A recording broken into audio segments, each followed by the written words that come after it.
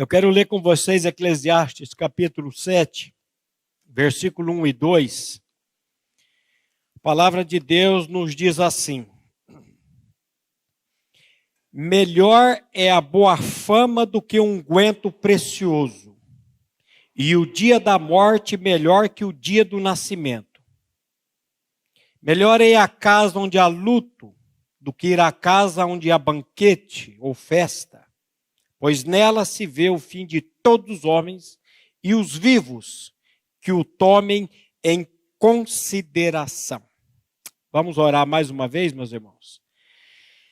Pai de toda graça, de toda misericórdia, mais uma vez estamos diante do teu trono de graça, de misericórdia, pedindo, Pai, clamando, que o Senhor, por intermédio da tua santa e excelsa palavra, venha falar conosco nessa noite, trazendo a revelação aos que ainda precisam e a edificação aos que já receberam a revelação por meio de Jesus Cristo. Santo Espírito, é o teu trabalho realizar essa obra em cada vida. Fala conosco nessa noite, é o que nós te pedimos, em nome de Jesus. Amém. Meus queridos, vocês sabiam que o livro de Eclesiastes é, de longe, o livro mais polêmico de toda a Bíblia? Eu não sabia, não. Eu achava que era Tiago. Até Lutero diz que Tiago é a carta de palha. Tiago tem aquela questão da fé e obras, mas o livro de Eclesiastes é o livro mais polêmico da Bíblia. Muitos estudiosos da palavra questionaram a canonicidade dele, a legitimidade dele, dizendo que esse livro não pode estar na Bíblia. Realmente ele é um livro que fala sobre muitas coisas e de muitas vezes,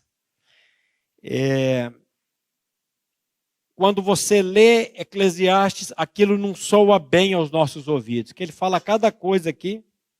Por exemplo, nós acabamos de ler: o dia da morte é melhor que o dia do nascimento. Melhor é ir à casa onde há luto do que na casa onde há banquete. Esse livro, ele começa dizendo, capítulo 1, versículo 2, vaidade de vaidades, diz o pregador, tudo é vaidade.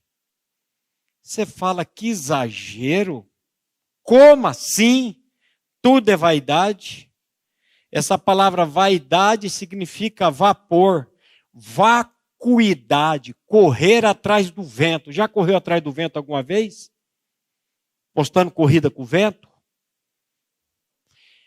Peneirar fumaça. Você já peneirou fumaça alguma vez? Tenta peneirar fumaça para ver o que você vai pegar. E ele termina no capítulo 12, no versículo 8, dizendo, vaidade de vaidades, diz o pregador, tudo é vaidade. Eu quero fazer um desafio à igreja hoje. Que desafio? Leiam esse livro. Pelo menos uma vez por mês. O sonho de consumo era toda semana. São 12 capítulos. Mas eu quero levantar esse desafio aqui. Leia o livro, esse livro de Eclesiastes. Ele é um livro que precisa ser lido à luz da eternidade. Senão jamais nós vamos compreender o que ele quer dizer. E quero deixar mais uma ressalva aqui. Nunca na sua vida abra a palavra de Deus sem antes orar, pedindo ao Espírito Santo de Deus para que ele traga a revelação ao seu coração. Nunca abra a Bíblia e vá igual uma Maria louca, não sei, uma metralhadora, lendo aquilo. Não faça isso. Antes de começar, Espírito Santo, eu estou abrindo a tua palavra. Tem misericórdia de mim e revela essa palavra, a palavra de Deus ao meu coração. E aí você parte devagar, correndo, do jeito que você quiser. Mas nunca abra a palavra de Deus sem antes orar. Senão você jamais vai compreender. Lembre-se que a letra mata, mas é o Espírito que traz o quê?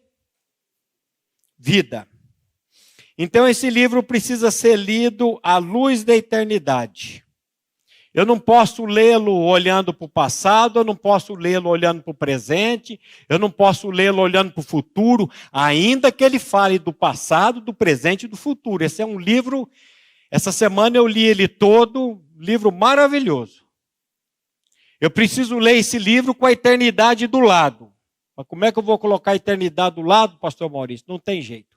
Mas eu preciso ler esse livro pensando numa eternidade, pensando na eternidade. Lá em 2 Coríntios, capítulo 4, versículo 18, Paulo, ou Paulinho, como diz a minha neta, ele diz assim no versículo 18, não atentando nós nas coisas que se veem. E esse livro vai falar muito, muito sobre isso. Não atentando nós nas coisas que se veem, mas nas que não se veem. Porque as que se veem são o quê? Temporais. E as que não se veem são o quê? Eternas. Senhor, tem misericórdia de nós e nos faça atentar. Não para as coisas que se veem, mas para as coisas que não se veem. Sexta-feira eu fui no hospital visitar a Estherzinha. Fiquei quase 4 horas lá sentado, conversando com o Márcio. Ela, graças ao nosso Deus e Pai, ela está bem melhor, está quase recebendo alta, uma febre está segurando um pouco, e o Márcio falou, rapaz, agora aqui no hospital eu estou tendo tempo, e hoje eu li o livro de Eclesiastes.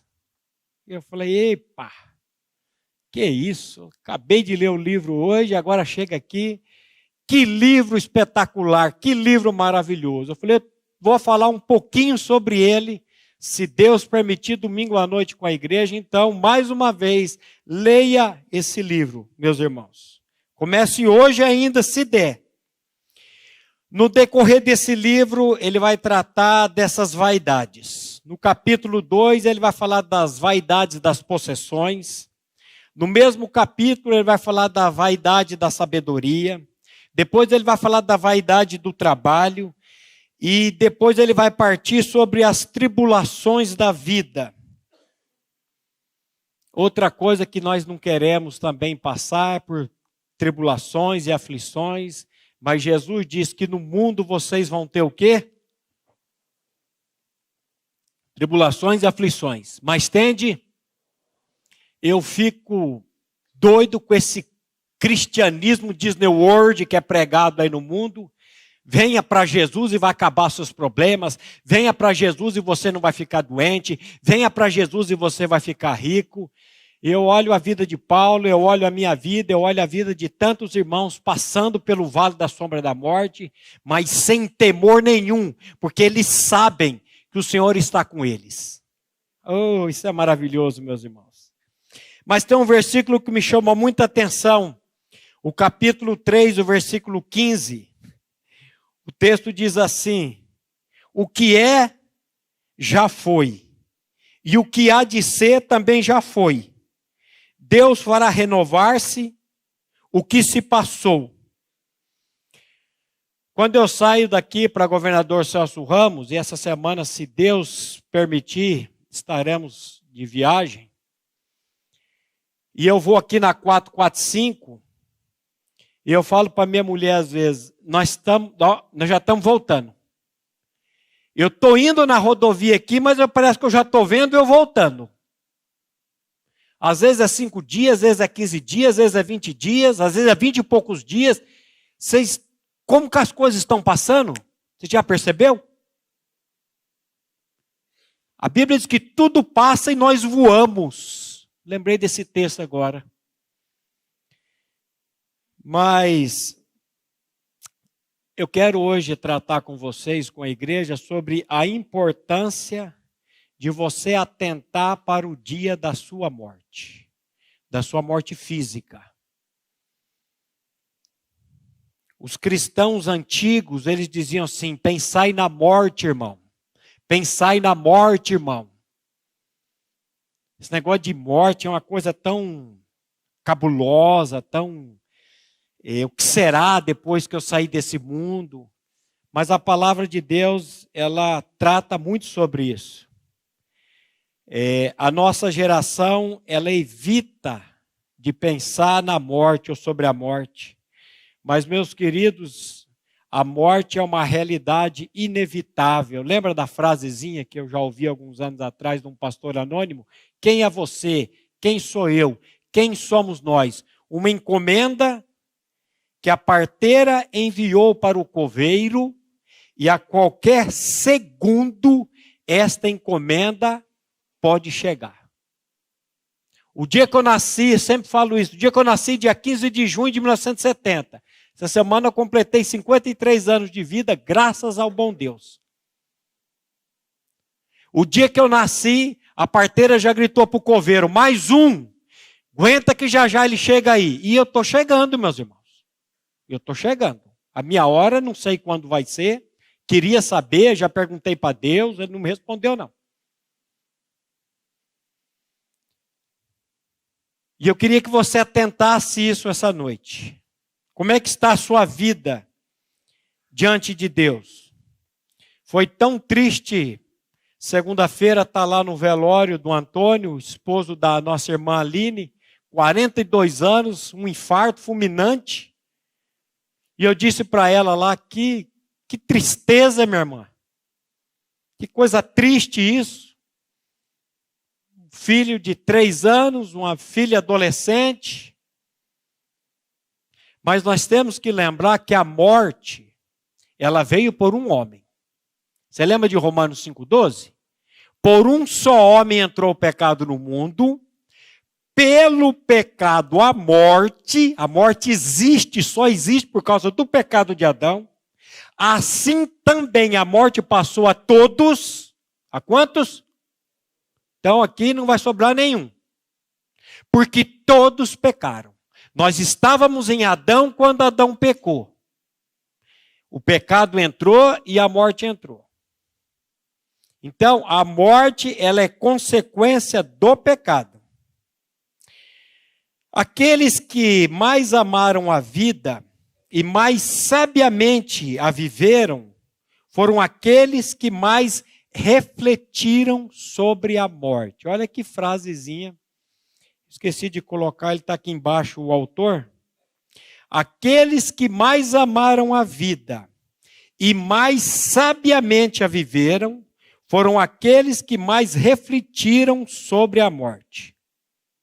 O salmista, ele faz uma pergunta para nós no Salmo 89, 48, que você precisa, essa pergunta precisa deixar você inquieto hoje. Esse texto eu leio sempre nos velórios, que eu dou uma palavra, eu gosto de ler em 3 versões. Ele diz assim: que homem há que viva e não veja a morte? Olha a pergunta. Que homem há que viva e não veja a morte? Ou que livre a sua alma das garras do sepulcro? Olha que pergunta. A Nova Tradução da Linguagem de hoje diz assim: quem pode continuar vivo e nunca morrer? Quem pode escapar da sepultura? Quem aqui, por mais novo... Esse dia o pastor Glenn estava num velório e ele citou uma frase, eu anotei lá nos meus alfarrabos lá. Ele diz que a morte, ela está tanto na face do velho, está tanto na face do velho, como nas costas do jovem. Que às vezes o jovem passa para o velhinho assim, dá uma olhada ali, eu estou olhando ali para a Dona Esther, 91, Dona Esther, 92. Aí o jovem passa ali e fala: ih, essa velhinha aí está no bico. Ih, filha, a velhinha enterra você, toma café lá no teu velório ou no meu velório. É verdade. Então ela está tanto na face do velho, como ela está nas costas do jovem. E a versão, a mensagem diz assim: veremos a morte cedo demais. Todos verão. E não há porta dos fundos para escapar. Olha só. Parece que essa tal da morte, quando ela entra ali, você tenta fugir e cadê a porta? Você vai ali, está trancada. E ela pega você. Então eu queria que você refletisse nessa noite. Você está pronto para esse momento chamado morte? Você está pronto? Eu vou dizer para vocês, meus irmãos, eu não quero morrer hoje não. Eu quero ver minha neta que vem vindo aí, vai nascer no final do mês. Eu quero ensinar mais versículo bíblico para outra neta, para essa que está vindo. Eu não queria morrer não, mas eu vou dizer uma coisa para vocês, sem demagogia, como dizia Raimundo, meu pai. Se o senhor me chamar hoje, se eu não terminar essa mensagem aqui hoje, eu cair aqui infartado, eu tenho certeza para onde eu vou. Por quê? Porque Cristo é a minha vida. Não é porque eu tenho conhecimento bíblico, não é porque eu tenho conhecimento teológico, não é porque eu fui consagrado a pastor. Isso aí não vale nada se você não tem a vida de Cristo. Não se engane. Não, mas eu já fui batizado aqui no batistério, pastor. Batismo nas águas nunca salvou e nunca vai salvar ninguém. A garantia é se você está em Cristo ou não está em Cristo.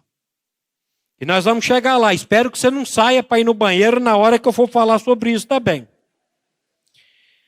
Thomas Boston escreve: no dia do seu nascimento, você nasce para morrer. No dia da sua morte, você morre para viver. Olha aí que paradoxo, que coisa esquisita. No dia do seu nascimento, você nasce para morrer. No dia da sua morte, você morre para viver. Você sabe que o dia do nascimento meu e seu é limitado a quantos anos? 120. A Bíblia dá 120. Depois o salmista baixa para 70, 80, por causa da comida, por causa da bebida e por causa da preocupação. A minha esposa teve num retiro esse final de semana, e eu fiquei 3 dias em casa sem mulher e sem comer. Comendo maçã e comendo omelete. E foi 3 quilos. Eu falei, olha, a gente precisa cuidar da saúde. Mas comida, bebida e preocupação é o que mais mata hoje. Você come errado, você bebe errado e você se preocupa, você fica ansioso, você fica querendo resolver o problema do mundo, resolver o problema de todo mundo, e a gente sofre. Cheguei aqui na comunidade, uma mãe mandando mensagem, o filho em casa, pastor do céu, o que eu faço? Meu filho vendendo tudo, e minhas panelas, e meu celular, e botijão de gás, e o que eu faço? Eu já liguei para a polícia disse que não vem, o que eu faço? E aí você fala, meu Deus, o que eu posso fazer? Esse mundo é um mundo de tribulação, é um mundo de aflição, é um mundo de sofrimento, é um mundo de doenças. Nós estamos vendo aí tantas pessoas doentes. Eu até achei que eu ia desencarnar esses tempos atrás. Aí me deu uma garganta, uma tosse que eu nunca tive na minha vida. Eu cheguei a ficar com dor abdominal de tanto tossir.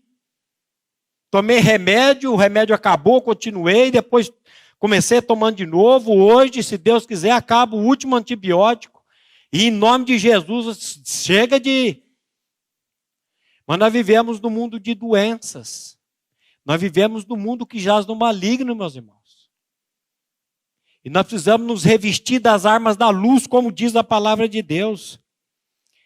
Agora, o dia da morte é o dia que você vai encarar uma realidade eterna.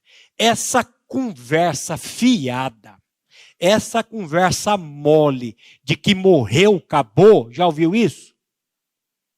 Morreu, acabou não, meu querido. Morreu, acabou não, minha querida. Você fechou o olho aqui, é uma eternidade. Ou na presença de Deus no céu, ou no inferno. Isso é muito sério. Não brinque com a sua salvação eterna em nome de Jesus. Atente para o que a palavra de Deus está dizendo para você nessa noite. O que é a vossa vida? O que é a minha vida? Tiago vai dizer. Tiago capítulo 4, versículo 13 a 15. Tiago vai dizer que a nossa vida é como uma neblina que aparece e de repente se dissipa. E ele diz aqui para nós: atendei agora vós que dizeis, hoje ou amanhã iremos para tal cidade, lá passaremos um ano, e negociaremos, e teremos lucros. Vós não sabeis o que sucederá amanhã. O que é a vossa vida? Sois apenas como neblina, que aparece por um instante e logo se dissipa. Em vez disso, devia dizer, se o Senhor quiser, não só viveremos, como também faremos isto ou aquilo. O que é a vossa vida? A palavra de Deus está dizendo aqui. É uma neblina que aparece e logo se dissipa. Meu pai, quando eu fui semana passada visitar a Estherzinha naquela UTI, aquela criança entubada, e a médica ia fazer um acesso, pediu para a Vanessa sair, e eu pude orar com ela, e depois falei, cadê a mãe? Ela falou, deve estar nos corredores aí, perdida aí, andando, e procura e não acha. Liguei para ela, depois que eu saí, ela estava no refeitório, e eu cheguei ali, ela estava abalada, chorando, eu abracei ela e falei, minha irmã, Deus tem uma maneira de testar a fé da gente. E ela começou a me contar o dedo de Deus em todo o procedimento. O estudo de filhos da casa deles era para acabar. Geralmente o pessoal sai meia-noite. Naquele dia saíram 10:30 da noite. Ela colocou a Estherzinha para dormir, colocou o sistema lá para enxergar. E ela, de repente, vê ela tendo uma convulsão na cama. E ela, um dia antes, ela tinha lido na internet como socorrer uma criança com convulsão. E ela correu ali, fez todo o processo, e ela me falando, e essa menina começou a ficar roxa, começou a ficar roxa, começou a ficar roxa. Eu falei, meu Deus, eu vou perder minha filha, o mar chorando. E ela volta e corre para o hospital com essa criança, e lá ela tem parada cardíaca, e choque, adrenalina. Gente do céu, que mundo que é esse? E eu vou dizer uma coisa para vocês, a Estherzinha hoje está viva para a glória do nosso Senhor e Salvador Jesus Cristo, porque o caso dela foi seríssimo,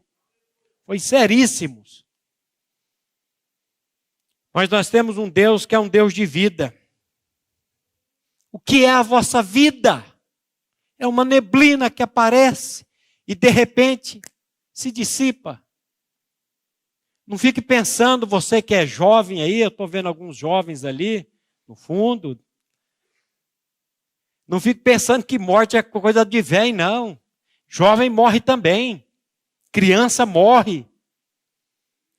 Agora, quando Jesus vai falar sobre a avareza, texto base de Lucas 12, 15 a 21, ele diz uma coisa aqui que me chama muita atenção. Tá uns irmãos brigando para disputar herança. E Jesus começa essa parábola aqui dizendo assim: então lhes recomendou, tende cuidado e guardai-vos de toda e qualquer avareza, porque a vida de um homem, de uma mulher, de uma pessoa, não consiste na abundância de bens que ele possui. E lhes proferiu ainda uma parábola dizendo, um campo de um homem rico produziu com abundância. E arrazoava consigo mesmo, dizendo, que farei, pois não tenho onde recolher os meus frutos? E disse, farei isso, destruirei os meus celeiros e reconstruí-los-ei maiores, e ali recolherei todo o meu produto e todos os meus bens. Então direi à minha alma, tens em depósito muitos bens para muitos anos, descansa, come, bebe e regala-te ou folga. Mas Deus lhe disse, louco, esta noite te pedirão a tua alma, e o que tu tens preparado, para quem será? Assim é o que entesoura para si mesmo e não é rico para com Deus. Sempre que eu dou uma palavra num velório, eu falo, eu queria fazer uma pergunta para você. Como é que está a sua vida para com Deus? Que é isso que ele está perguntando aqui. Eu falo, eu não quero saber a marca do seu carro ali fora, se é nacional, se é importado, se dá de 0 a 100 em 3 segundos. Eu quero saber como é que está a sua vida para com Deus. E aí fica esse silêncio que está aqui. As pessoas ficam bem quietinhas. Eu nunca vi caixão com gaveta e nunca vi velório com caminhão de mudança atrás. Você já viu? Não vamos levar nada. Absolutamente nada. E aí eu falo, se você estivesse aqui hoje, nesse caixão aqui, você sabe para onde você iria? Você sabe para onde você está indo? Qual que é a maior fonte de lucro, meus irmãos? Que a palavra de Deus nos diz. Qual é a maior fonte de lucro que um ser humano hoje pode ter? Você sabe? 1 Timóteo 6. Ele fala, de fato, grande fonte de lucro é a piedade com o contentamento. O que você está precisando? Eu estou precisando de uma série de coisas. Eu queria um carro melhor. Eu queria comprar uma moto, uma Hayabusa. Dá de 0 a 100 em 2,6 segundos. Estou proibido de comprar moto novamente. O pastor Guilherme falou, você vai comprar moto, mas esse tal de moto parece que está na veia. Mas sabe o que eu preciso? O mesmo que você precisa, contentamento. Senhor, dá-me o contentamento por misericórdia. Grande fonte de lucro é a piedade com contentamento. Por quê? Porque nada trouxemos a esse mundo e coisa alguma podemos dele levar.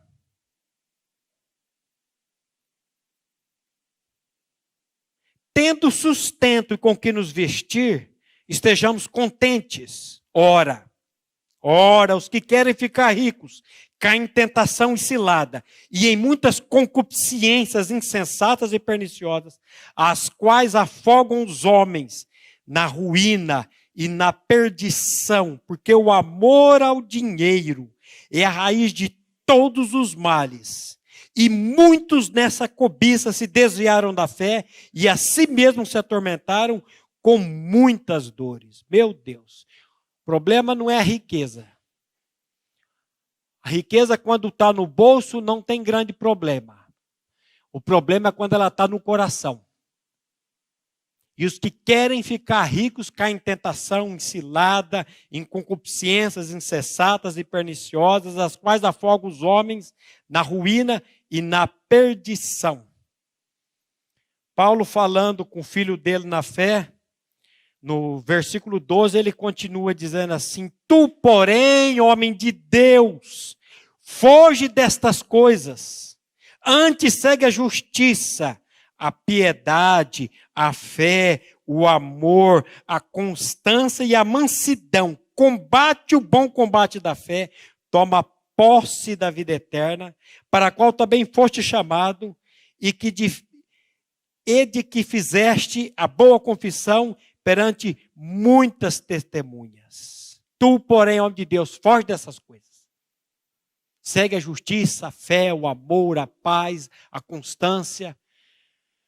Oh, meu Deus, a gente fica numa ânsia por ter coisas, e fica lutando, e tendo problema com parente, com não sei quem.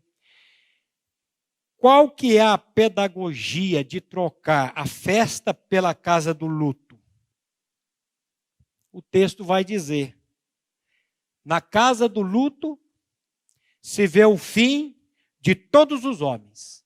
E os vivos tomem isso em consideração. Aí eu volto a fazer a pergunta para você, meu querido, minha querida, você está pronto, você está pronta para sair desse mundo? Se o Senhor te chamar hoje, você está pronto? Você pode dizer assim, eu sei em quem... Eu vejo umas pessoas balançando a cabeça, ou coisa boa, e vejo umas com desespero que você não sabe. Você não sabe o que a gente vê aqui.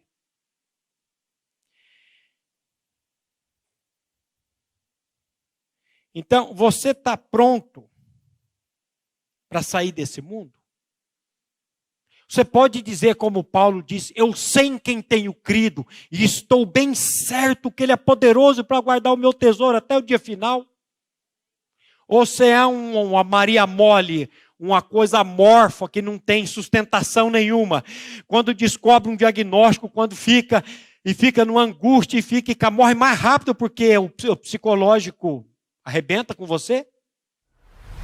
O médico te dá um diagnóstico de câncer. Tem pessoas que falam, é câncer? É, então está na mão do senhor, vamos embora. O que tem que fazer? Vamos tocar a vida, o senhor está no controle. O outro recebe o diagnóstico, meu Deus, vou morrer. Vai morrer mesmo. Já está se auto-intoxicando com o negócio. E aí fica sofrendo. Então a pedagogia da trocar a casa de festa pela casa do luto, é que naquela se vê o fim de todos e os vivos que levem isso em consideração. Charles Spurgeon, o chamado príncipe dos pregadores, disse certa feita, devemos considerar a morte como o mais importante de todos os eventos e estar sóbrios por sua aproximação. Você não deve brincar enquanto o seu destino eterno está pendurado por um fio. O Pedro disse aqui pela manhã hoje, cuidado, não brinque de cristianismo. E o escritor aos Hebreus diz assim, hoje se ouvires a minha voz, não endureçais os vossos corações. A Bíblia diz, hoje é dia de salvação, deixa para amanhã não, é hoje. É hoje que você tem que se examinar à luz da palavra de Deus. A Bíblia diz, examinai-vos a vós mesmos, provai-vos a vós mesmos, para saber se realmente estáis na fé, se não é que já estáis reprovados. Não deixa para amanhã não, meu querido. De maneira nenhuma. O Fer leu hoje na abertura esse versículo de Provérbios, né, quando ele, filho meu, atenta para as minhas palavras e aos meus ensinamentos, inclina os teus ouvidos. Filho meu, atenta, preste atenção. Não fica dormindo de touca, meu querido. Coloque-se diante de Deus, peça ao Espírito Santo para trazer a revelação da pessoa de Cristo, da obra que Cristo fez por nós. A morte golpeia os melhores de nossos amigos. O mais generoso, o mais piedoso, o mais santo, o mais dedicado vai morrer. Aquele que não se prepara para a morte é mais do que um tolo, é um louco. Meu Deus. Me preparar para a morte, tem como me preparar para a morte? A Bíblia diz que tem. Prepara-te para te encontrares com o Senhor teu Deus. E o gostoso de tudo isso é que a preparação já foi feita 2000 anos atrás em Cristo Jesus. Já nós chega lá, se Deus quiser. A morte do cristão não é uma tragédia, é uma bem-aventurança. A morte para o cristão é descansar de suas fadigas. Apocalipse, capítulo 14, versículo 13. Então ouvi uma voz do céu dizendo, escreve, bem-aventurados os mortos que desde agora morrem no Senhor. Sim, diz o Espírito, para que descansem de suas fadigas, pois as suas obras os acompanham. Presta atenção na expressão. Bem-aventurados os mortos que desde agora morrem, aonde? No Senhor. Meu querido, minha querida, nós só vamos encontrar descanso, alegria no Senhor. Só existe um que pode preencher o vazio em Eclesiastes, o Senhor Jesus Cristo. Só Ele pode preencher esse vazio. Prepare-te, ó Israel, para te encontrares com o Senhor teu Deus, diz Amós 4,12. Como que nós podemos nos preparar para esse momento? Tem sim, pelo novo nascimento. Quando Paulo nasceu de novo, ele pôde dizer com ousadia lá em Filipenses 1,21, o meu viver é Cristo e o morrer é lucro. Como é que uma pessoa pode dizer uma coisa dessa?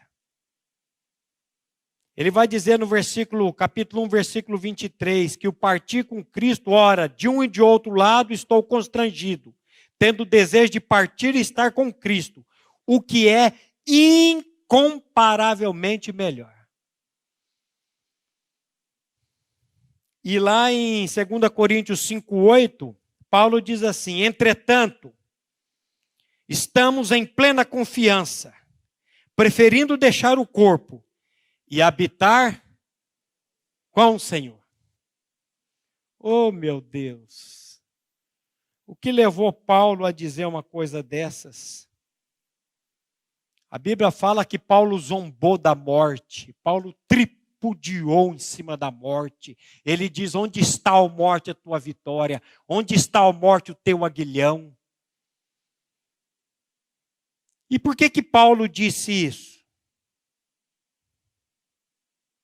E eu quero dizer uma coisa para vocês, essas palavras só podem sair da boca de uma pessoa que tem a certeza da sua salvação em Cristo Jesus. Só. Deixa-lhe fazer uma pergunta novamente, meu querido. Você já nasceu de novo? E você que se diz nascido de novo, tem certeza da sua salvação? Ó, duas coisas diferentes. Aí eu já nasci de novo. E cadê a evidência desse novo nascimento? Cadê a vida de Cristo? Cadê o amor de Cristo? Cadê o perdão de Cristo nessa vida? De vez em quando eu gosto de dar umas cutucadinhas nos irmãos, sim, sabe? Para ver o que está no coração. Tem uns que ficam magoados, vira a cara. Eu falo, Senhor, manda tribulação nessa vida. Manda, Senhor. Porque o meu Senhor, quando injuriado, não injuriava. Quando padecia, não ameaçava. Antes, entregava-se àquele que julga retamente. Então, como é que nós estamos? Não brinque de ser cristão por misericórdia. O Pedro disse isso hoje aqui. Eu já tinha escrito aqui. Não brinque de ser cristão. Você já foi vivificado em Cristo Jesus? 1 João capítulo 5, versículo 10, fala de um testemunho. Ele diz assim, aquele que crê no Filho de Deus tem em si mesmo o testemunho. Aquele que não dá crédito a Deus o faz mentiroso, porque não crê no testemunho que Deus dá acerca de seu Filho. E o testemunho é este, 2 pontos. Deus nos deu a vida eterna. Deus vai dar a vida eterna para alguém? Vai, mas Ele já deu, é passado. Deus nos deu a vida eterna. E a vida eterna está aonde?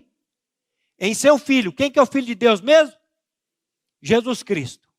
E a vida eterna está em seu Filho. Quem tem o Filho, tem a vida. Quem não tem o Filho de Deus, não tem a vida. Você tem um Filho de Deus habitando em você?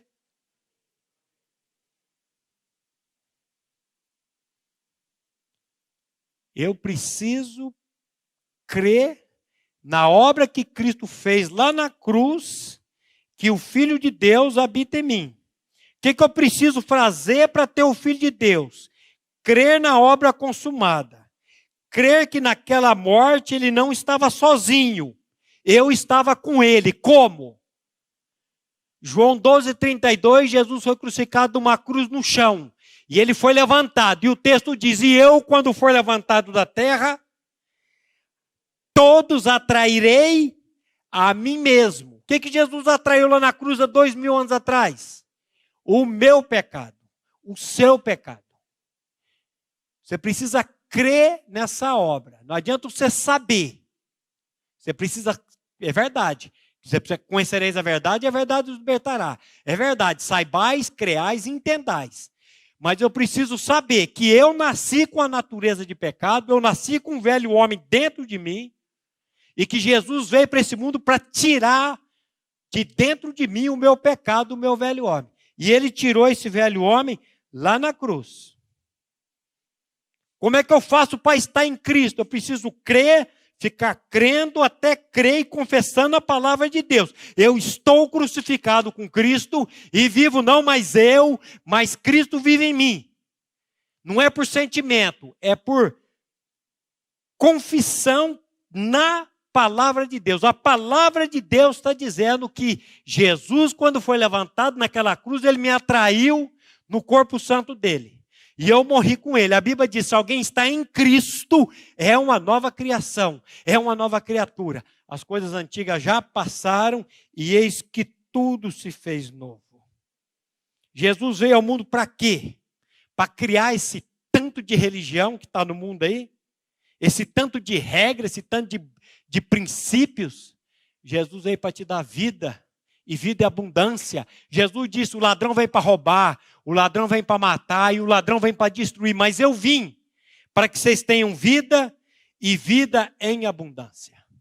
Lá em 1 Coríntios, capítulo 15, versículo 21 e 22, Paulo fala que a morte veio por um homem. Visto que a morte veio por um homem, também por um homem veio a ressurreição dos mortos.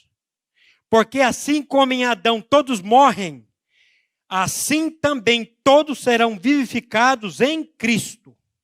Só existe vivificação em Cristo. Mas o texto diz aí, porque assim como em Adão todos morrem, assim também todos que creem serão vivificados em Cristo. Por que Cristo morreu lá na cruz? Porque eu tinha que morrer. Porque você tinha que morrer. E quando ele morreu lá naquela cruz, a Bíblia diz, aquele que não conheceu o pecado, ele foi feito, ou ele se fez pecado por nós, para que nele fôssemos feitos justiça de Deus. Aonde que você foi feito justiça de Deus? Eu fui em Cristo. E eu estou grudado nisso aqui. Então não existe vivificação espiritual fora de Cristo Jesus. Aonde que você está? Em Adão ou em Cristo? O que você precisa fazer para estar em Adão? Nasceu. Pronto, você já está em Adão. E o que eu preciso fazer para estar em Cristo? Crer que lá na morte dele, ele me atraiu e eu morri com ele naquela cruz. Ressuscitei com ele e agora pela fé ele vem habitar em mim. Mas é só isso? É tudo isso. É tomar posse pela fé nessa verdade e confessar essa palavra. João 5,24, a palavra de Deus nos diz assim, em verdade vos digo, quem ouve a minha palavra e crê naquele que me enviou, não é terá, tem a vida eterna. Não entra em juízo, mas passou da morte para a vida. Porque nenhuma condenação há para os que estão em Cristo Jesus. E João 11, 25 e 26, Jesus diz assim, disse-lhe Jesus, eu sou a ressurreição e a vida. Quem crê em mim, ainda que esteja morto, viverá. E todo aquele que vive e crê em mim, nunca morrerá. Crês tu isto? Você crê nisso? Ou você não crê nisso? Cristão não morre, meu querido. Cristão tira uma soneca. Você sabe como é que era o nome do cemitério lá antigamente? Essa palavra cemitério na língua grega é koimeterion. Significa dormitório, quarto de dormir, flat.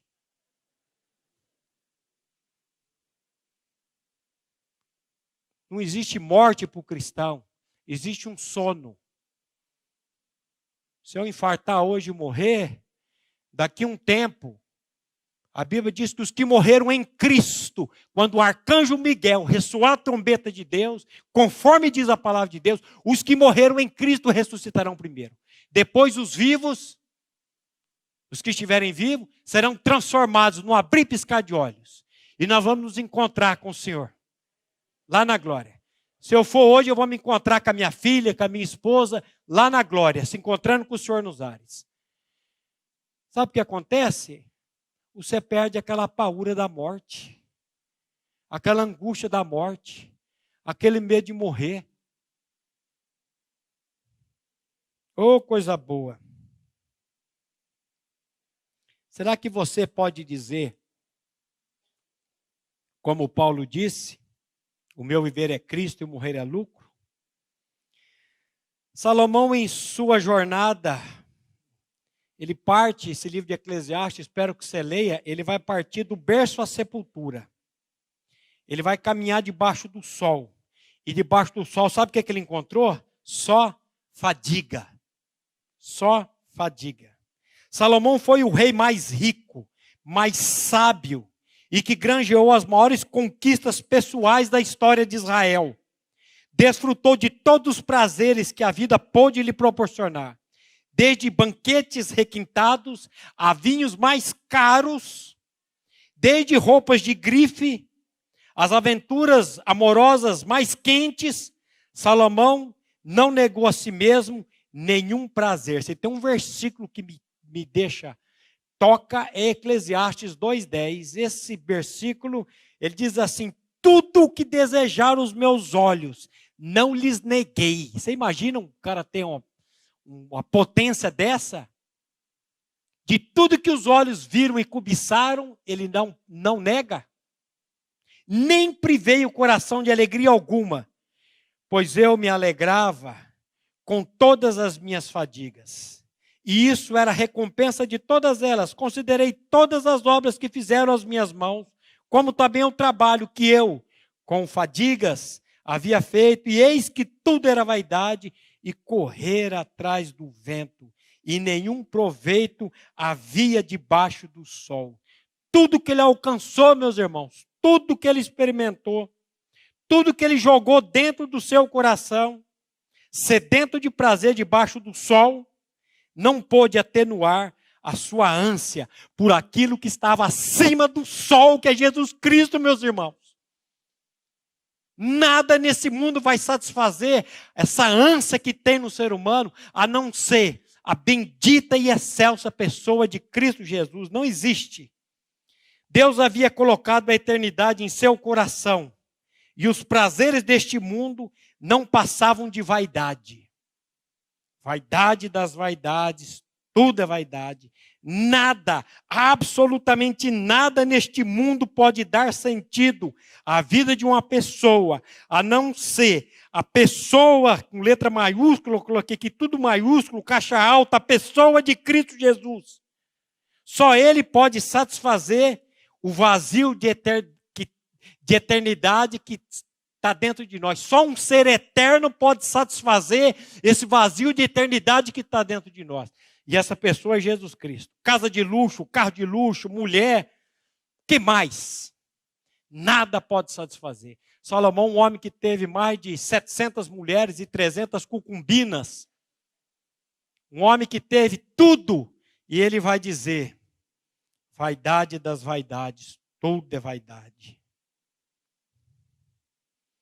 E ele vai dar a suma de tudo isso em Eclesiastes capítulo 12, versículo 12 e 13, quando ele diz: de tudo que se tem ouvido, a suma é, de tudo que tem ouvido, a suma de tudo é, teme a Deus, guarda os seus mandamentos, porque isto é o dever de todo homem, porque Deus há de trazer juízo a todas as obras, até as que estão escondidas, quer sejam boas, quer sejam más.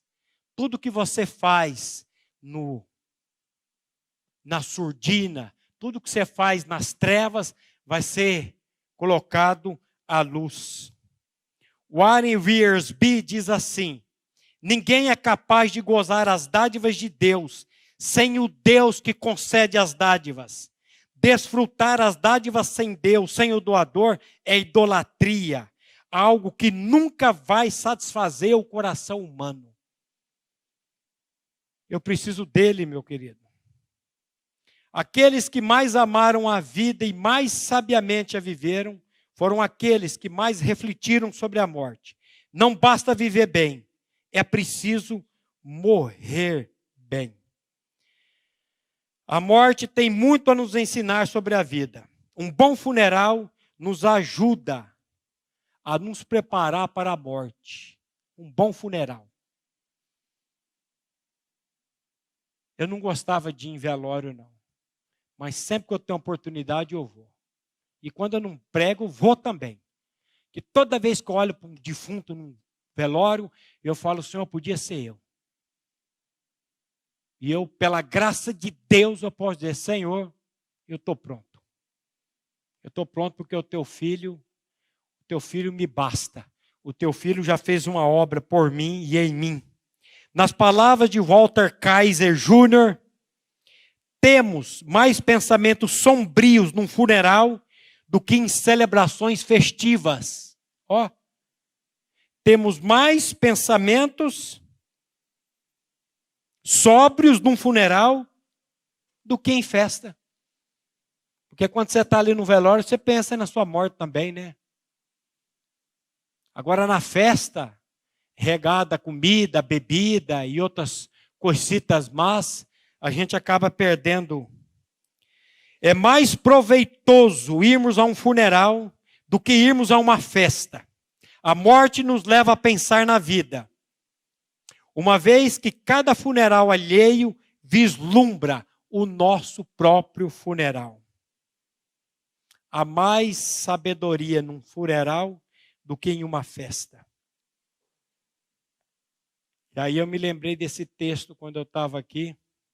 O Andrezinho, quando veio anotar os textos, eu fui dando, ele foi dando risada, eu fui anotando, ele dando risada. Ele falou: você não vai dar conta de falar tudo isso hoje.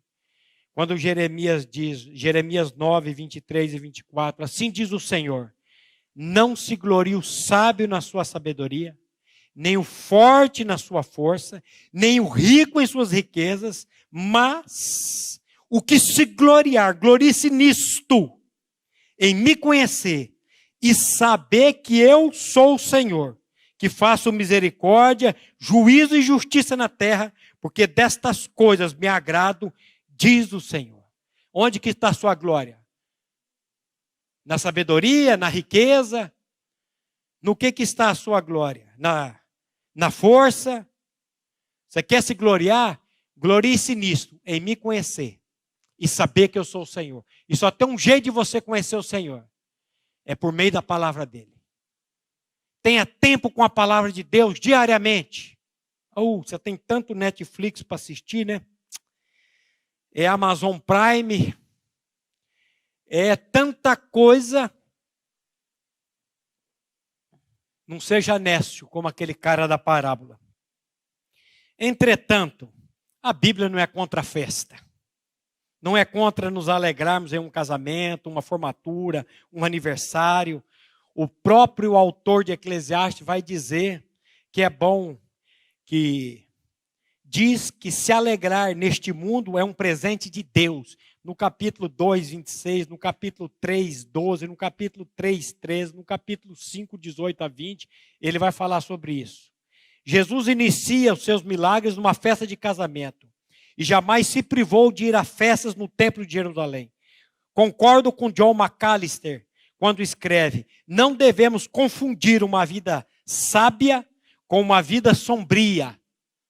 Agora não posso mais festa, não posso mais fazer nada. Não, a Bíblia manda você se alegrar com a mulher da sua mocidade. A Bíblia manda você se alegrar com o seu dinheiro. Não é para você ser um esbanjador, mas é para você se alegrar com tudo isso. Nossa geração vive a ânsia de ter, e se esquece de ser. Investe rios de dinheiro em diversão e passatempos da vida. Faz de tudo para não pensar na morte, nem se preparar para a eternidade. Melhor é a boa fama do que um unguento precioso, e o dia da morte melhor que o dia do nascimento. Melhor é ir na casa onde há luto do que na casa onde há banquete, pois naquela se vê o fim de todos os homens e os vivos que o tomem em consideração. Que o Senhor tenha misericórdia da sua vida, que o Senhor tenha misericórdia da minha vida. Buscai ao Senhor enquanto se pode achar, invocai-o enquanto está perto. Vamos orar? Pai de toda graça e de toda misericórdia, nessa noite, Pai, nós queremos render glórias ao Teu nome. Te louvar e te agradecer, Pai, porque um dia o Senhor enviou o Seu amado Filho, Jesus Cristo, amado da nossa alma, esse mundo sombrio, esse mundo pecaminoso, esse mundo de morte, para que lá naquela cruz, Ele fizesse uma obra na vida de todos aqueles que hão de crer. E a nossa oração, Pai, nessa noite é que o Teu Santo Espírito, por meio da Tua palavra, traga revelação a cada coração aqui.